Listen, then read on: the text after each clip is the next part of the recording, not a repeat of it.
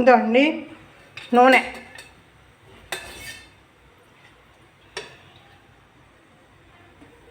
ఒకటి వేసాను. సాల్ట్,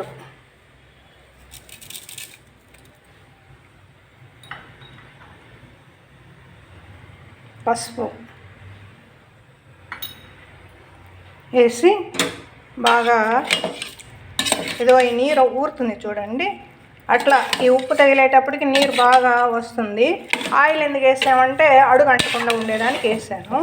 ఇట్లా మొత్తం కలిపి ఇలా పెట్టేసుకుంటే దీని మీద మూత పెట్టేసామనుకోండి, ఒక 10 నిమిషాల కల్లా పొంగు వస్తుంది. అప్పుడు మనం దించేసి ఆ నీళ్ళన్నీ పంపేయాలన్నమాట. ఆ నీళ్ళన్నీ పంపేసి అప్పుడు మనం కూర చేసుకోవాలని చల్లారిన తర్వాత ఈ రొయ్యలన్నీ ఒక బాక్స్లో పోసుకొని ఫ్రిడ్జ్లో పెట్టుకొని మనకు కావాలన్నప్పుడైనా వండుకోవచ్చు. లేదు మనం పచ్చడికి ఇట్లా చేసుకోవాలన్నా, మీరు దేనికి ప్రిపరేషన్ చేసుకోవాలన్నా కానీ ముందు రొయ్యలు ఇలా చేసుకోవాలి. ఇది పొంగిన తర్వాత మనం ఎలా చేసుకోవాలో చేసుకోవచ్చు. ఓకే, ఇప్పుడు మనం రొయ్యలు చూడండి ఎంత నీరు వచ్చేసిందో. ఈ నీరంతా మనం తినకూడదు.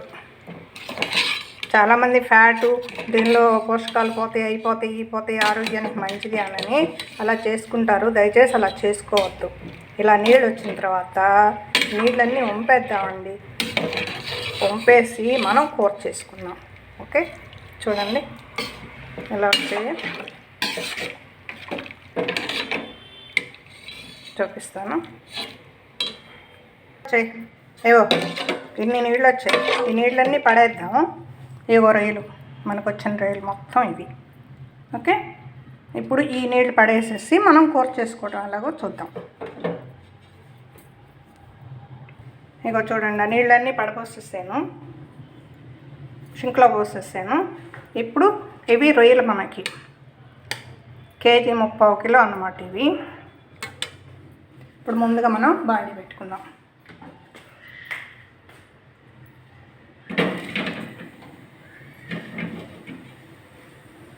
బాండి పెట్టుకొని ఆయిల్ వేసుకోవాలి.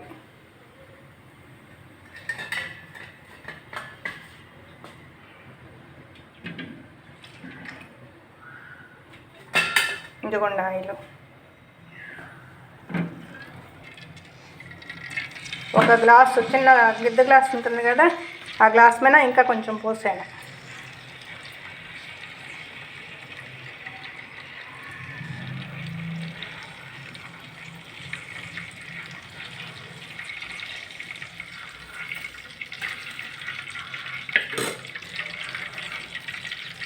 ఆయిల్ బాగా వేడెక్కాలండి.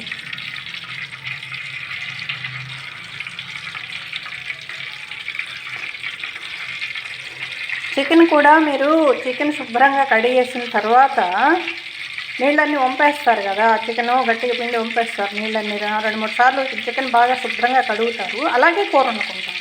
కానీ ఆ చికెన్ వండేటప్పుడు ఇలాగే కొంచెం ఉప్పు, పసుపు అడుగంటుకుని ఉండేదానికి కొంచెం ఆయిల్ వేసేసి బాగా సన్నసేగ మీద పెడితే బాగా పొంగు వస్తుంది. కాసేపు అయ్యేటప్పటికి ఆ పొంగు వచ్చిన తర్వాత గరిట తిప్పేసి ఆ నీళ్ళు వంచేసి కూర చేసుకోండి. ఇప్పుడు కోళ్ళకి ఇంజక్షన్లు వేస్తున్నారు, జబ్బులు వస్తున్నాయి, ఏదో మనకి ఆరోగ్యం బాగోట్లేదు, విరోచనాలు అవుతున్నాయి అని అనుకుంటాం. అందుకని చెప్పేసి దానిలో ఉన్న నీరంతా పోవడానికి అలా చేయాలి. ఓకే, ఇప్పుడు నూనె కాగింది, దానిలో ఈ రొయ్యలు వేసేస్తున్నాను. బాగా వేగాలండి రొయ్యలు. ఆ రొయ్యల నూనెలో బాగా వేగేదాకా అట్లా ఉంచేస్తే అవే ఎగుతూ ఉంటాయి. ఈలోగా దీనికి కావాల్సినవి మనం ప్రిపేర్ చేసుకున్నాం. ఒక 20 ఎండుమిరపకాయలండి మజ్జిగ తుంచాను. 20 ఎండుమిరపకాయలు. ఇందుకో ధనియాలు, ఒక చిన్న గ్లాసుకి కొంచెం తక్కువ ధనియాలు, కొన్ని మిరియాలు కూడా వేద్దామండి. కొన్ని మిరియాలు, ఇవి మిరియాలు వేసాను. తర్వాత అంటే మాడతాయి కాబట్టి ముందు వేయించుకున్నాక నూనె వేసి వేయించుకోవాలి. ఆ తర్వాత అంత జీలకర్ర, అన్ని ఆవాలు కూడా వేసి చిటపటలాడిన తర్వాత అప్పుడు మనం ఇది పౌడర్ చేసుకోవాలి. ఇదండి రొయ్యలు ఇలా వేగుతున్నాయి. ఇంకా కొంచెం వేగాలి, చిటచిటలు ఆడుతున్నాయి. ఇలా వేగనిద్దాము. ఓకే. ఇప్పుడు మనం దీనిలో మిరియాలు, ధనియాలు, ఎండుమిరపకాయలు వేసి కొంచెం ఆయిల్ వేసి వేయించుకుంటున్నాము. ఇప్పుడు ఏగాయి, బాగా వేయకూడదు. ఇందుకో జీలకర్ర ఇంత, ఆవాలు అవి ముందేసినాయి, తర్వాత జీలకర్ర, ఆవాలు జీలకర్ర వేసి బాగా వేయించాలండి. దోరగా వేయించుకోవాలి. మామిడికాయలు 4 మెంతి గింజలు వేద్దాం. ఇదిగోండి కొన్ని చిక్కువద్దు, అవి కూడా కొంచెం వేగనిద్దాం. ఇవన్నీ బాగా రోస్ట్ అయ్యాక మిక్సీ వేద్దాం. సాల్ట్ దీనిలో వేయద్దు, మామూలుగా మనం మిక్సీ పట్టిన తర్వాత సాల్ట్ వేద్దాం. వేయగానే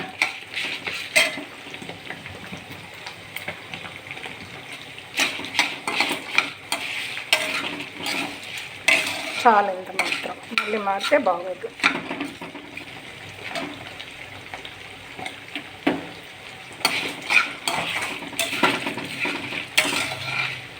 ఇవి మెత్తగా పౌడర్ చేసుకోవాలండి.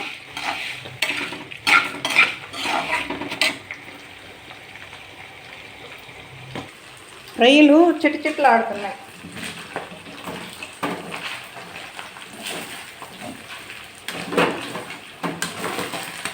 ఇప్పుడు అల్లం చిన్నెల్లిపాయ పేస్ట్ వేద్దాం.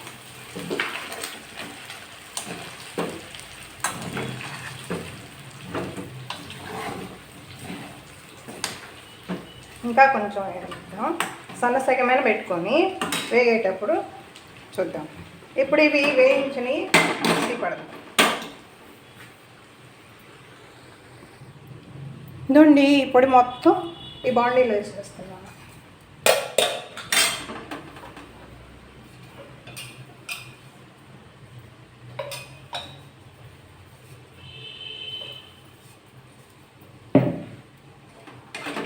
ఇప్పుడు దీనిలో ఉప్పు వేద్దాం.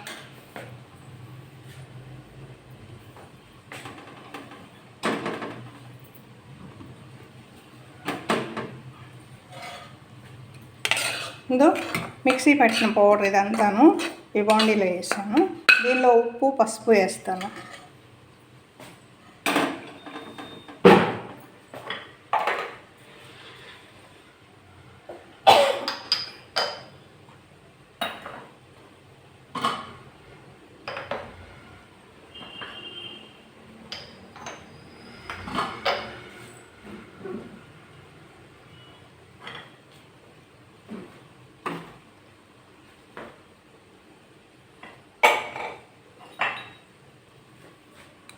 ఉప్పు మరి సరిపోయిన దీనిలో 2 స్పూన్లు వేస్తున్నానండి.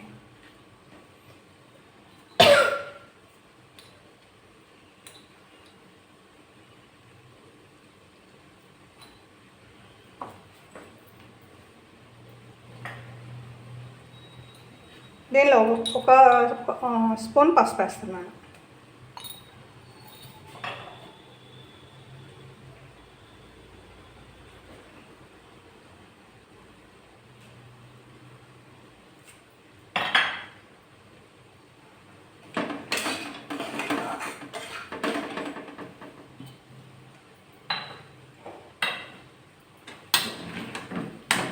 వేసి బాగా కలిపేస్తున్నాను.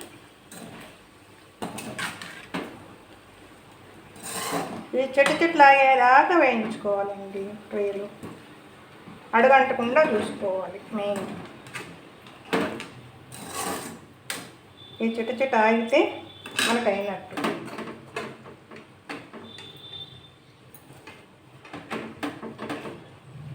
దీనిలో సాల్ట్ వేసి కలిపాను. 2 స్పూన్లు వేసాను, సరిపోదని ఇంకో స్పూన్ కూడా వేసాను. 3 స్పూన్లు ఉప్పు వేసాను. చాలకపోతే మళ్ళీ కలుపుకున్నాను. చిన్న స్పూన్తో 3 వేసానండి.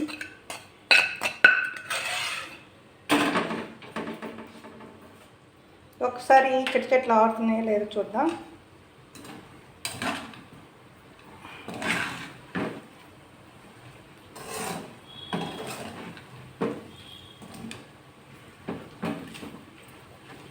రొయ్యలు చాలామంది మరీ ఎర్రగా వేయించేస్తారు. అంత వేయించాల్సిన అవసరం లేదు, ఎందుకంటే మరి గట్టిగా అయిపోతాయి అన్నట్టు.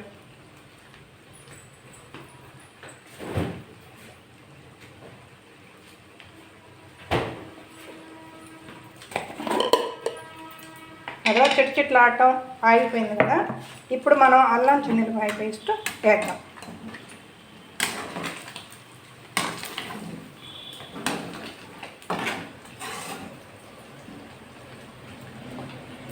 దీనిలోనే వేసేద్దాం అల్లం చిన్నులపాయ పేస్ట్. ఇది ఒక పెద్ద స్పూన్ వేస్తున్నాను, ఇంకొకటి కూడా వేసుకున్నాం. 2 ఈ స్పూన్తో 2 స్పూన్లు వేసాను అల్లం చిన్నులపాయ పేస్ట్.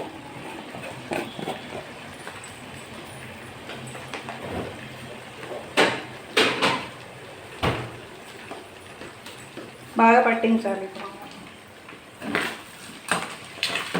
ఇప్పుడు బాగా అల్లం పేస్టు చిన్నులపాయ పేస్ట్ బాగా పడుతుంది. ఇప్పుడు బాగా నీరు పోయేదాకా వేయించుకోవాలి.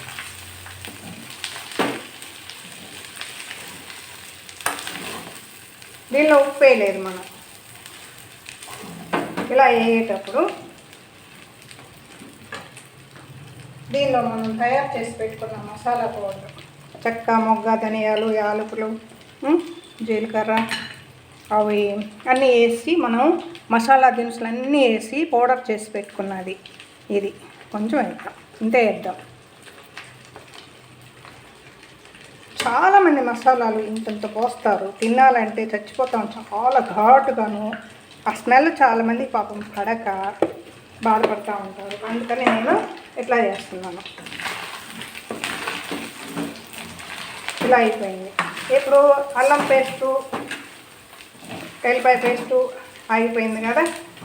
ఇప్పుడు దీనిలో మనం ఈ తయారు చేసుకున్న పౌడర్ వేసేద్దాం. చూద్దామా. మనం మెయిన్గా రొయ్యలు చిట్లు ఆడటం అయిపోయింది చూసుకొని చేసుకోవాలండి. ఎప్పుడు కొద్దాం అంటే ఈ మసాలాలో, దీనిలో వేసే మసాలాలో ఉప్పు చూసుకొని చాలకపోతే వేసుకుందాం. కారం సపరేట్ కాదు, దీనిలో కారం అది సరిపోతుంది, ఇంకా కారం వేయాల్సిన పని లేదు. ఆవకాయ పచ్చళ్ళకి పట్టినట్టుగా ఇంతంత కారాలు, ఉప్పులు, మసాలాలు వేస్తే తినాలి కదండి మనం. ఆ పచ్చడి చూస్తే అర్రగా ఉంటుంది, టేస్ట్ చూడటానికి. వేసుకొని ముద్ద కలిపి నోట్లో పెట్టుకుంటే అదిరిపోతుంది. ఆ నూనె ఎక్కువ, కారం ఎక్కువ, ఉప్పు కొలతలు అవన్నీ ఇస్తారు, బాగుంటుంది.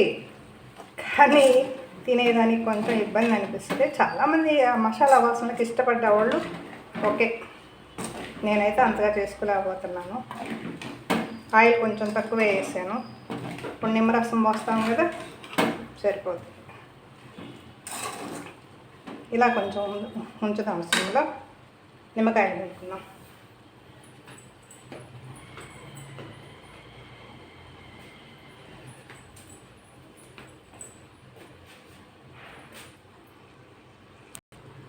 ఇదిగోండి నిమ్మరసం.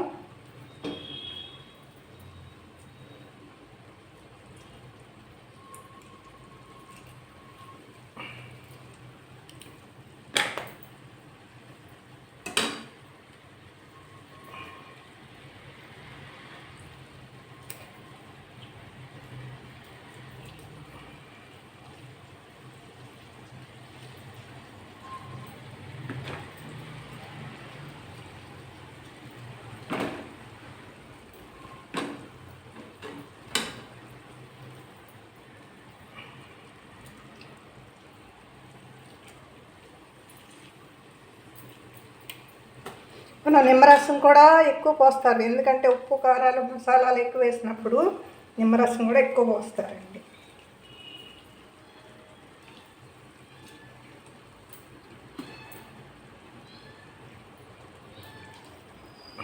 ఇలా అంటే రసం ఎక్కువ వస్తుంది, తొందరగా అయిపోతుంది. చాలు, ఈ నిమ్మరసం చాలు. ఇప్పుడు బాగా మనం కలపాలి. ఇవ్వండి. ఇప్పుడు ఈ ఉప్పు వేసాం కదా, ఆ ఉప్పు దానికి సరిపోతుంది. చాలేదంటే వేసుకుందాం. నిమ్మరసం పోసాం కాబట్టి ఉప్పు కరిగిపోతుంది. 3 కాయలు పిండాను, చాలా పెద్ద కాయలు 3. ఇది ఇలా చాలా బాగుంటుంది, మీరు ఇలా చేసుకోండి.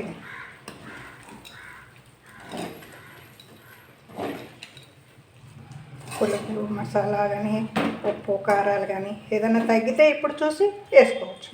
మనకి ఏది తగ్గితే అది. ఓకే,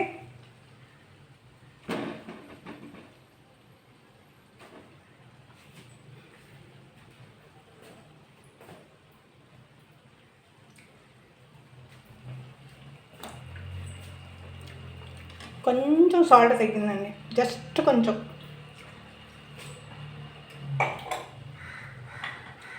చాలా బాగుంది, చాలా అంటే చాలా బాగుంది.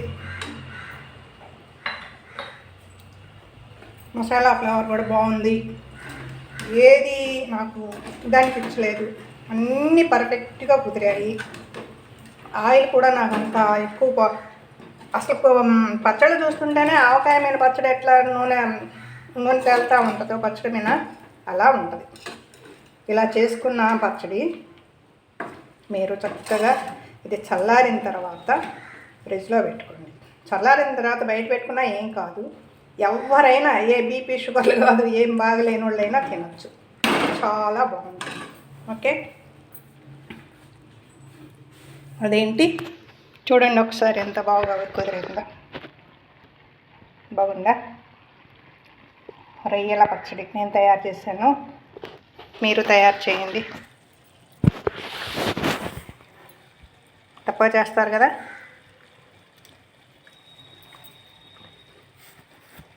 నేను ఇప్పుడు వీడియోలు చేయడం మొదలుపెట్టాను, 2-3 నెలలు చేయలేదు, ఇక చేస్తూ ఉంటాను.